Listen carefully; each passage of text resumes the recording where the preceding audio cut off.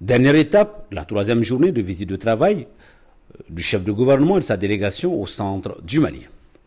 Le Premier ministre Mokhtar Ouane a lancé ce samedi 20 mars 2021 les travaux de construction de la route Sévaré-Mopti, longue de 10 km de voirie, dont 5 km dans la ville de Mopti, 5 km dans la ville de Sévaré. La construction de la voie de contournement de l'aéroport de Mopti en Bodédio et la réalisation d'éclairage public sur les voies concernées, le tout pour un montant total de 32 milliards 601 millions 687 065 francs CFA, financé par la Banque ouest-africaine de développement et le budget national du Mali. C'est pour moi un réel plaisir de prendre la parole cet après-midi à l'occasion de cette cérémonie solennelle du lancement des travaux routiers dans notre ville pour vous transmettre les vives salutations et la chaleureuse bienvenue de la population de Mopti, du conseil communal et à mon nom personnel.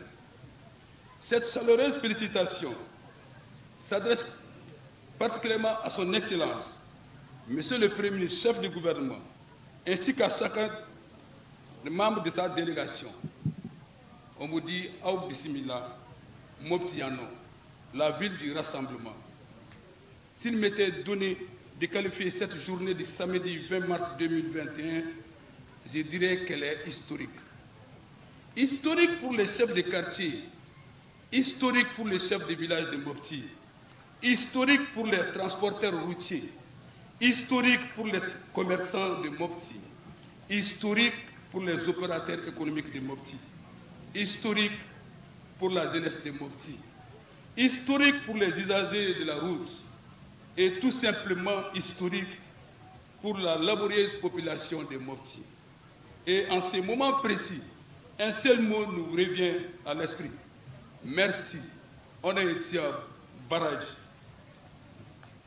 Excellent Monsieur le Premier ministre, chef de gouvernement, Mesdames, Messieurs, les travaux qui font l'objet de la pleine cérémonie visent l'aménagement d'environ 37 km de routes bitumées avec des couches de chaussées en grave latéritique, un revêtement en béton bitumineux, l'aménagement des ronds-points, des trottoirs, l'éclairage public, des voies, la signalisation et des équipements de la route, l'assainissement à travers des caniveaux et des talons, toutes choses qui vont contribuer naturellement à réduire le cas d'inondation pendant les saisons des pluies. Outre les travaux routiers, le projet prévoit la réalisation des aménagements connexes.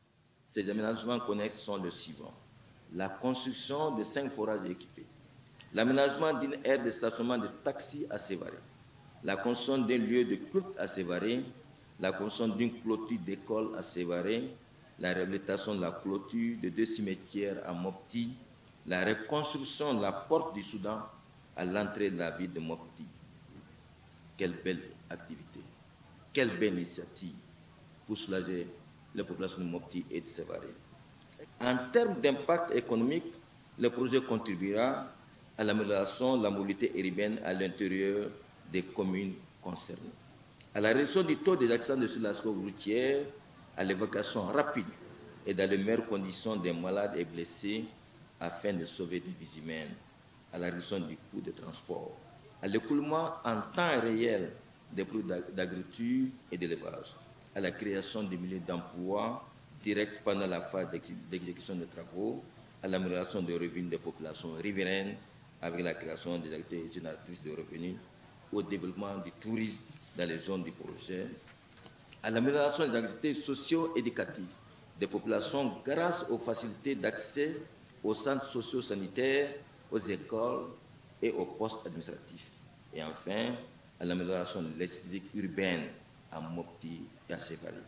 En somme, le projet contribue à l'amélioration des conditions de vie de nos concitoyens que vous avez érigé, Monsieur le Premier ministre, en priorité dans le plan d'action du gouvernement 2020-2022 adopté par le Conseil national de transition le lundi 22 février 2021.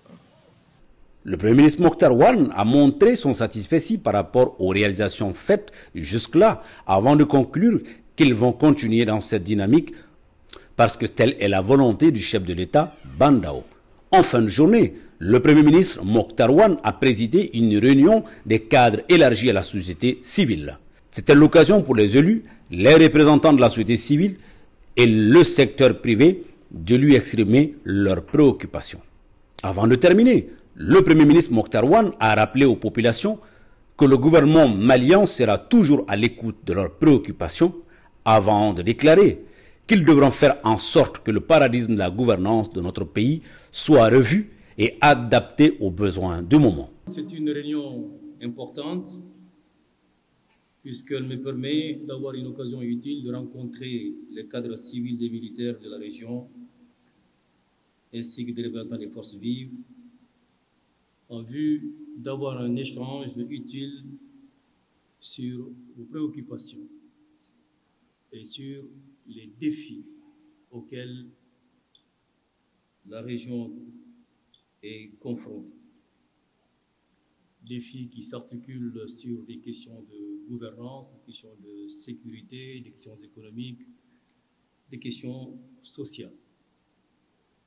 De tout cela, nous devons avoir une discussion utile en vue de nous permettre d'aller au-delà des rapports classiques entre gouvernants et gouvernés pour parvenir à la construction d'une nouvelle relation entre gouvernés et gouvernants de notre pays, une nouvelle relation qui soit plus fonctionnelle et plus adaptée aux défis du moment. Ceci est indispensable parce que nous devons faire en sorte que les paradigmes de la gouvernance de notre pays soient revus et adaptés à nos besoins du moment. À cet effet, nous devons mettre l'accent sur les questions relatives à la gouvernance, à l'accès aux services sociaux de base, à la protection des populations civiles. Cela devrait nous permettre d'orienter nos ressources ainsi que notre énergie vers une meilleure présence de l'État. Je dirais vers une présence utile de l'État. Nous aurons certes besoin d'être à l'écoute de vos préoccupations, mais nous souhaiterions également recevoir de vous des propositions d'action.